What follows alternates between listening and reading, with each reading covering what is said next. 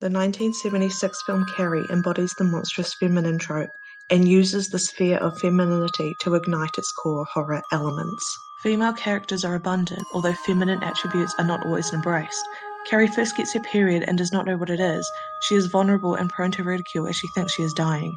Her naivety is palpable, and it is heightened by the reaction of her peers, and Chris in particular takes pleasure in Carrie's ignorance. The taboo nature of menstruation is reinforced by Carrie's classmate. Carrie is seen as gross, and the girls around her become a patriarchal force of shame and taboo. The female form and its functions are vile here, and are seen as material for ridicule.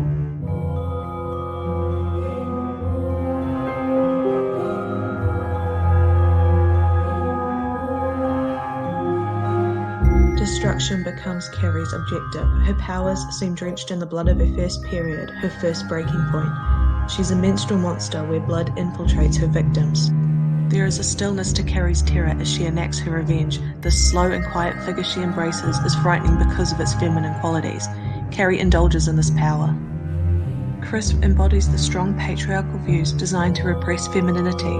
Her demise is met with the same bloodied hands she rejected at the beginning of the film. Even her name, Chris, becomes part of the masculine repression Carrie is subjected to. The heterosexual couple of Chris and Billy are obliterated and normality disrupted further. These two film posters project the image of Carrie as demonic and evil, where her mother is given the pose of Jesus Christ in death. Carrie is the devil and her mother represents God. Religion is another patriarchal tool used to keep Carrie repressed. Her mother constantly beats her with religious vitriol, keeping Carrie naive and childish. The monstrous child Carrie becomes is perhaps an inevitable product of an obsessive and deranged mother. The monster is not created by Carrie, but born of an extreme necessity to survive. The purification rituals her mother performs create the monster she is preying away. Carrie's love for her mother remains throughout this abuse as she kills her mother, but embraces her body soon after. Carrie moves back into the role of the helpless child.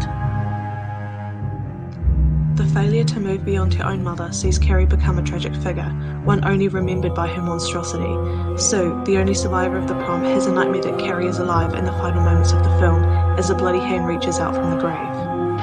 Sue is greatly disturbed and inconsolable at the notion Carrie is still out there. Carrie is a monster, or at least forever remembered as one. The film perpetuates old stereotypes of the monstrous feminine, of blood and witchcraft, but there is an underlying tragedy to Carrie's character. Her feminine qualities are what give her her powers and her destruction. The viewer is let into her life and allowed to understand her motives. She is a sympathetic teen who defends herself. The acts she commits are unforgivable and innocent people are killed. Carrie embraces the monster and in doing so rejects being the happy prom queen.